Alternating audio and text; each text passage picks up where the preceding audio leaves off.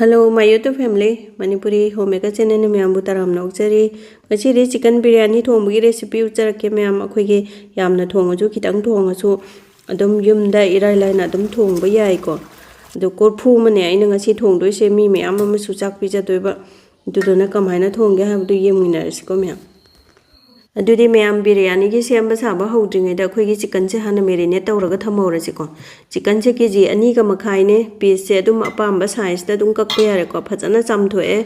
aduga thau se khoi gi mustard oil na taba me heta yare aduna tablespoon achauba uhungum gi chang da hape ko adudagi di singa chanam ga to suba na taba sumaina paste ta na takhai biraga hapiyo ko khoi gi magi sing chanam gi roast to chicken gi manung yauna changna na ba Dudagidi moro tek pato nipan muka chop taure si cha hapchalage chop thau bose do sida takhai base chang chamana bane dudagidi thum je spoon ahum ma hape machu masala spoon ani ma dudagidi phadigo maru powder se spoon achauba ani ma hape red chilli powder spoon ani ma Kashmiri chilli powder spoon ani ma dudagidi biryani masala ni si se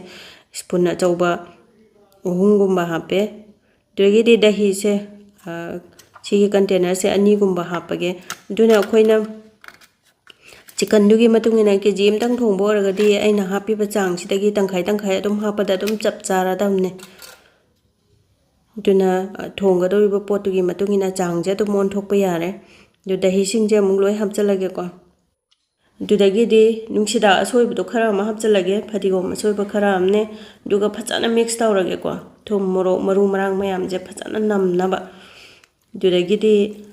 sumaina marinate tawringai sida maroi mapang biryani ki changadaba polam jingdo adum semba saba yare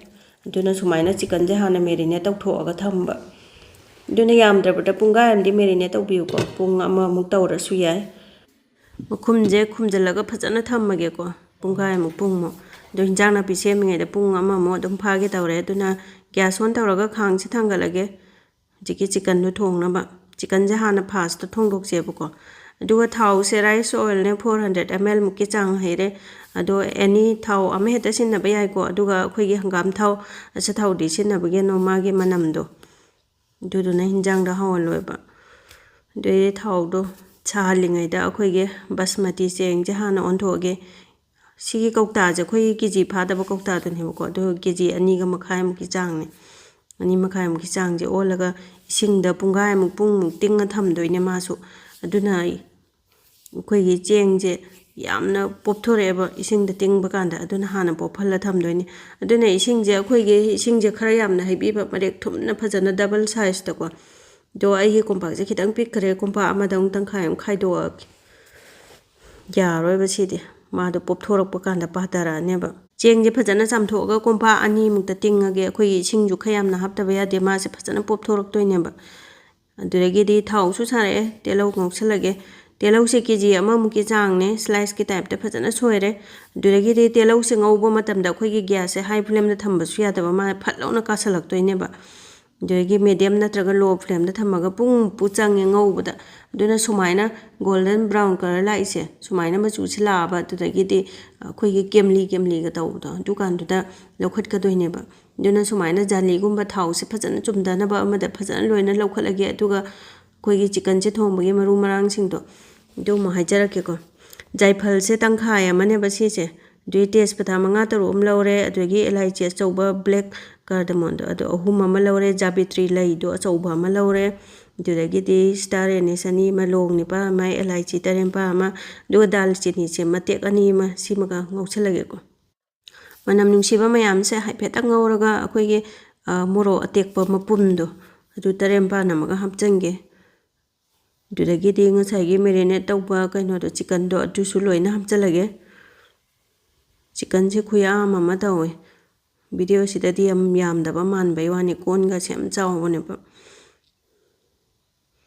do si haiphet ang phajana mix tawraga mukhum jalage kon je chaw bana phai chil la di thong bu sinungai te dana ko do haiphet mix tawre dudagi di ngasai gi telo angau bu da adu khara maga hapchalage ko mathak sida chai chalage duga mukhum jalaga sawal lage phajana adu chicken je marinate su phajana tawre yang ko ina thong dre su yai ko Horen akoina kainoga amuk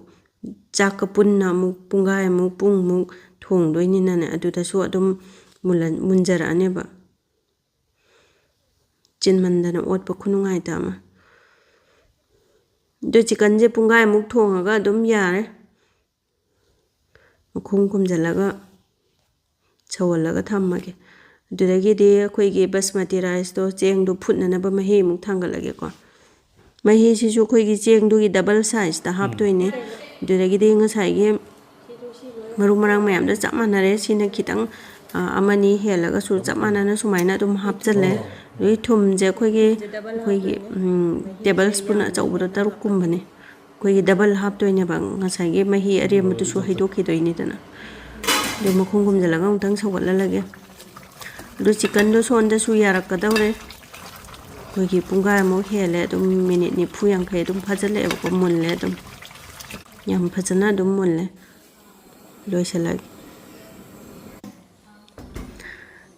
dudagidi ngasai gi kaino do induction da thangapado gas achawbusida oina thangalage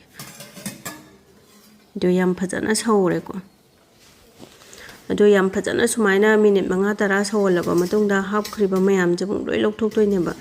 ngasai magi rose magi manam kai ka do ising da loi le hauredana aduna happy ba mayam je koina cheng do hapjalaga chak chaba matam da panni nungai roi ba kaiso dunu sumaina loina lauthoe dudagidi nungsidak ne dudagidi phadigom ne soiba khara hapjalage dudagidi champra se achauboragadi amatang hapiyo machani na aidi ani hapjalage champra hapachina akhoi cheng se phara la holoi doini ko akhoi matum tasalaga lei doine ba chakhai roi doine ba satok podo chatoi doine ba cheng do sindabane kai su chabada so adum khoi champra hapaban hina sindauba ka manbane ba kai su sindam do ngasai gi marinate tauba rice to du muloina hapjalage ngasi gi biryani khuthong se yamandana ko ka ngau jani mayam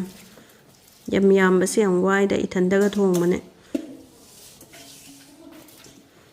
do cheng mayam do loina hapjale kompa ani muk pha ge taw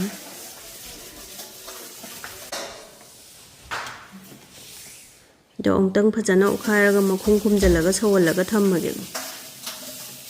pik thallaban manam gadi khunung sema mayam jiki hapkhiba jaifal nungban mayam do as manam khunung sema adudagi di ghee se tablespoon achauba ahum amaga hapke ko aduga ghee se hapasina su akhoi ge mahau su lehele aduga cheng du su muk tasalhan doini ko do akhoi ge sakai ba chekhai ba tawroi doine ba akhoi ge tasalhan doine ba ko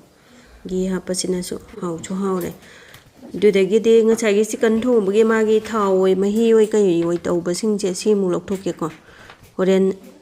biryani lorakpagi cheng hapai du da sinna doine ba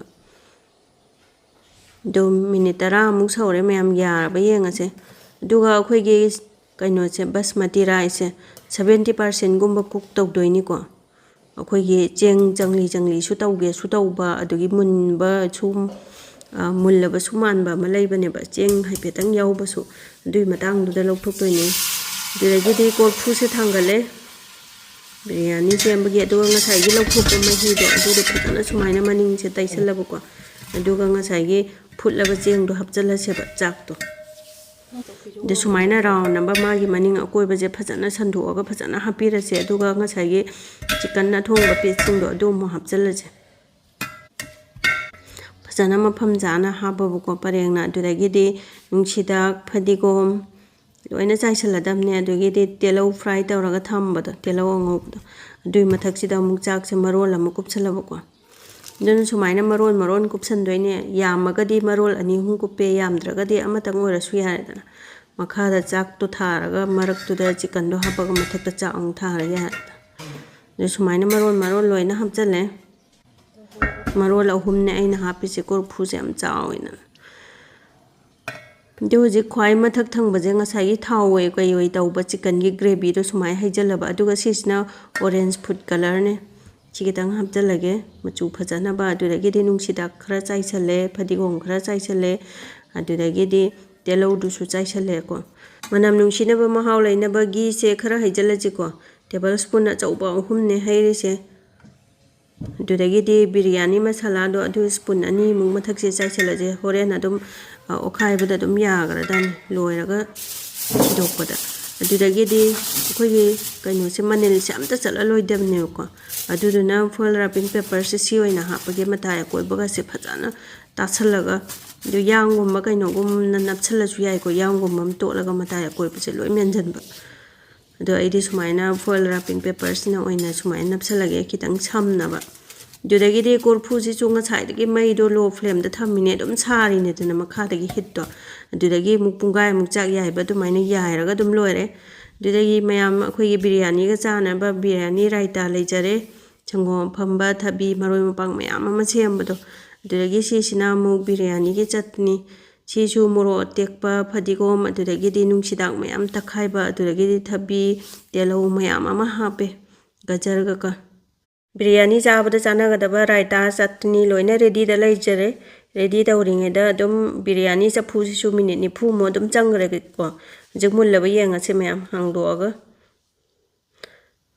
okhumje hai phetang maya ka thorakpada manam se khunung si ema leitre mayam duga masak si su taraba yenga je ko hai phetang ko thoksarake magi yellow orange aduregi di changau ba khara masu dum yaure do mayamna chicken biryani je tai na traga ta de haibadu comment amamam tang pipiramo haudo mali mande haibadu aduga wam tang haijage mayam korphu da biryani sukthong thongbirinu ko khuwa ama korphu da thongba biryani se khoigi biryani se thongba taraga de makhet lauba chauba da thonggadamni ko dude ai nungsiraba viewers singna video se kitang nungai ba phawbiraga di like amamam tang nambiramo subscribe tawba su kawbi ganu ngasi gidi bye bye